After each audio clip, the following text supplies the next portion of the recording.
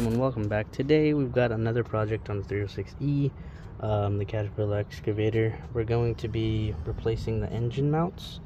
So we got one here, and then same thing mirrored on the back. I don't think the back ones are that damaged, so they don't seem like they should be replaced. But I'm going to show you here in a second how they look. But these are basically two-part bushings, mount type system. You got a piece at the bottom that's facing up like a cup. It's got a cone in the middle that comes up through the engine mount, and then it, couples with the top one, and then you bolt it down. And that way it gives, I guess, less vibration, and the engine can freely move around basically without affecting the cabin experience.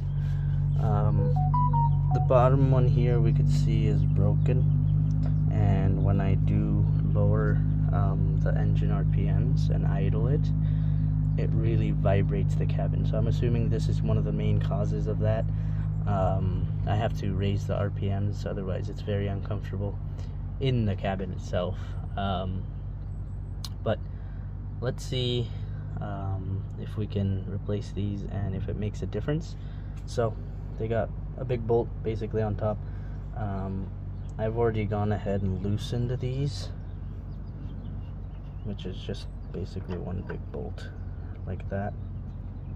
I'm gonna put it to the side here. We got a washer, and then so this is the top part of that kind of bushing or mount. This is a very heavy duty metal mount. I ordered these off of eBay, which were not cheap. They were like almost $160, and they were really cheap, like material wise, compared to these guys. These are really heavy. Those are very lightweight. I think they're like some sort of aluminum alloy, compared to this, which is like steel. And then the way I'm planning on replacing these is I'm going to take out both of these, and then I'm going to try to jack the engine up from somewhere where it won't damage anything. So that's the oil pan right there. We can't jack it up there. It might damage it. We just need to raise it a little bit, like just enough so this thing gets under and I can pull it out. So we gotta figure something out there. Basically I'm thinking we can maybe put a piece of wood against this lip here, straight down, and then maybe just like a 2-ton or 3-ton car jack might do the trick. Just lift it about an inch or 2 inches. That should clear the bottom bushings to come out. So we'll try something like that, and we'll see if that works, hopefully. Let me go grab the replacement bushings that I got, and I'll show you the difference. So these are the replacement ones I got. They're very thin. They're very lightweight. They feel like plastic, honestly. I don't know, hopefully they'll do the job. I have reached out to the seller that I got it from, stating that there's a big difference in quality. Like these are like heavy bushings, and then this sounds like plastic. But you can see this one's thick all the way around. This one just has a lip. Still will work. It will function. Just I don't know how long it'll function. This is the bottom piece here. So it's pretty similar to the one over there, the original one. Of course, everything's much thinner, and it's like an alloy rather than a full-on, like steel construction. Also, it feels like this is just a thin layer of alloy, maybe just like a couple millimeters. That's why it's so lightweight compared to this guy. This whole half piece feels like inside it has metal. So this ring, you can see, is very thick right there. It's like a 1/4 of an inch. But compared to that, that's very thin. But we'll see. I don't really have an option at the moment. I already paid a ton of money for these, so I'm going to try to replace only the front two, and we'll see how that goes. If it goes well and it doesn't give up on me, I might replace the back two. Otherwise, I might just have to go to Cat themselves and get OEM bushings, and maybe just these ones, because Cat's probably much more expensive. But yeah, I'm gonna try to jack this up the best I can. and I'll bring you guys back when it's time to pull these bushings out. Okay, so I did basically what I said I was gonna do, and luckily it worked out. I basically took a 2x4, an old 2x4, and took my car jack, 2.25 ton, and basically just gave it to that lip right there. It didn't damage it because the wood is very soft, so that's a good thing. And it raised the engine, if I could show you, right about there. It raised it enough to where I can take these guards out, or mounts. They do need a little bit of hammering. I think they're stuck. Yeah, they're stuck in there pretty good.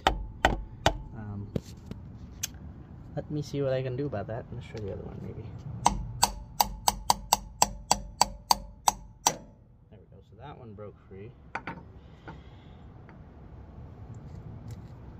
I can take it out.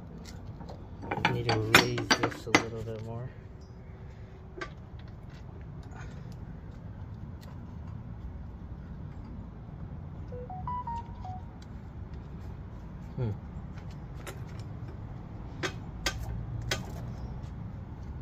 There we go. So that's this mount.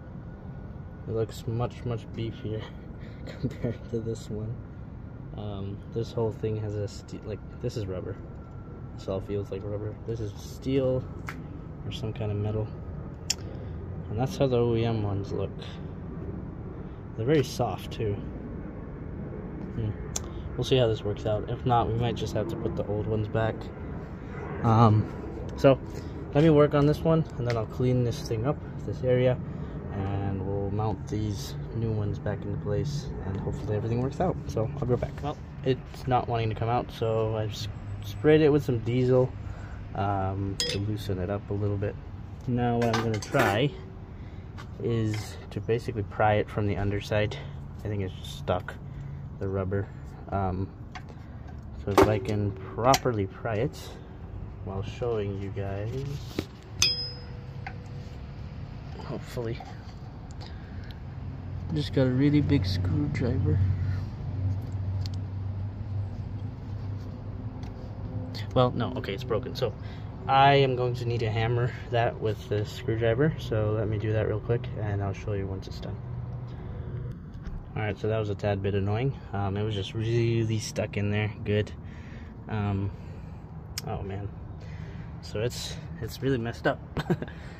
The rubber is deteriorating and it's falling apart. I'm gonna need to raise it a little bit more because I think it came down a little bit while I was smacking it. So it's just really rusted in there. So this is the main one that I'm trying to replace. This is the reason I'm even replacing engine mounts.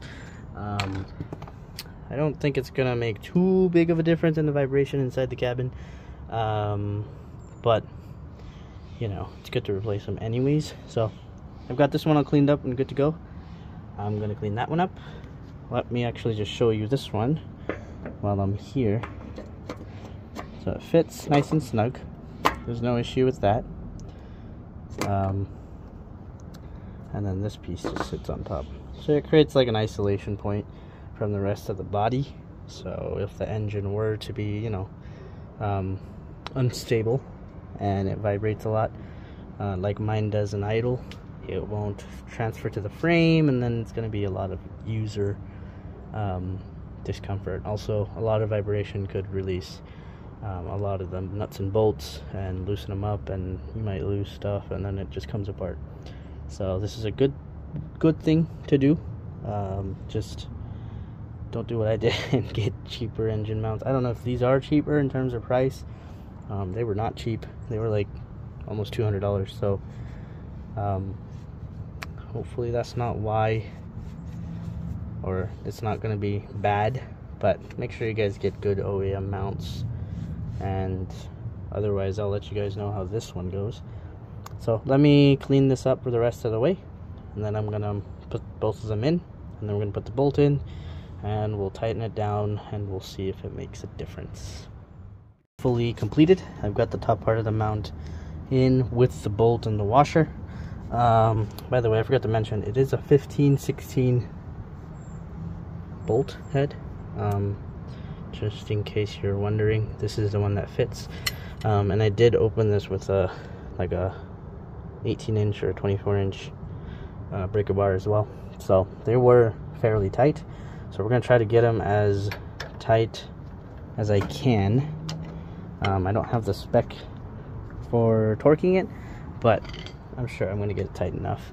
But here, I'm gonna show you guys how this looked before I put the top part on. I got it as clean as I could, and we've got the bottom piece inserted. So I just basically lowered it slowly and kept adjusting each one until it fit perfectly, and then right as I let it down, it adjusted itself at the very last second as well. So here's the top piece once again. It's got this groove for some reason. The other one doesn't, the OEM one. But let me just clean up the bolt a little bit to get rid of some of that debris. And we can basically put it in there, give it a nice twist. The threads probably could have gone by with a cleaning, but I don't have a specific brush or something that could fit in there to clean them up. But I'm just gonna basically keep turning. I'm gonna stop the video for a little bit, and then once I get them nice and tightened, I'll bring you guys back. And I don't think I'm gonna replace the back ones just yet. They will need to be replaced because the thickness, there's a difference in terms of the thickness. If I can show you here. So these were a lot thicker than the old ones. Although it seems like it's similar. May or may not need to replace the rear ones. And I hope I don't need to, because they're very hard to access. Let me just show you actually. So they're right there. And I don't think, if you can see them right there, I don't think they're messed up at all. Can you see that? Let me just kind of, if you can see that, but they're not messed up, and they seem like they could go without a replacement. I could get by. The other one is like impossible to get to. Maybe from the top if I open this cover here. But I don't think I need to replace them just yet. I do have them. I have all four. But if I don't need to, I don't want to. It's probably nice and tight already. I just replaced this one just because it was broken, and this one is easy to access, so I replaced them together. But we'll see. Maybe at one point I might just replace them as well. But for the sake of the video, I'm just going to show you these two. Let me finish tightening them, and then maybe we can go in the cabin and see if it made a difference. I don't know if it will, but we'll see. So let me. Alright, so I was able to tighten them both down. I couldn't tighten them too much because you can kind of see that it's deforming a little bit. You can't really tell, but it's deforming. It's bending in the middle. This one's fine, but this one's kind of bending. But that's basically it. I can't quite start the engine because I just remembered that I don't have the boom cylinder in. That's in the shop, so I can't start the engine. Otherwise, I think oil will come out one of the pipes, and I don't want it to do that. So we can't really test it at the moment. But basically, these two are replaced. I think there should be a difference in the vibration and the cabin comfortness. Basically, there was just a lot of vibration that moved all the glass door that slides and the track and all of that just was making a lot of banging noise. So hopefully that's better now. In terms of the video of the cylinders, there is a video on that's coming up. This one might go earlier. I was planning on doing the cylinders video first, but I had to send the boom cylinder to the shop because it got messed up a little bit to get machined. So that's going to be like a week out. So I thought, let me just do this video real quick. So hope you guys learned something. and hopefully if you have to do the same, you're able to replicate it just like I did. Only difference you might have are better engine mounts or better replacement mounts, or bushings. So yeah, I hope you enjoyed the video. Give the videos a thumbs up. There's a whole playlist I'm going to try to make on this machine, so all those videos, if you're interested, take a look. This might be the first one that goes up, and the rest will be like the cylinder. I'm repacking the cylinders. I'm going to redo the whole arm mechanism for the bucket. I'm going to fix all that up and straighten it up, and the undercarriage. So hope you guys enjoyed. Give the video a thumbs up, subscribe if you haven't already, and we'll see you in the next part of this project.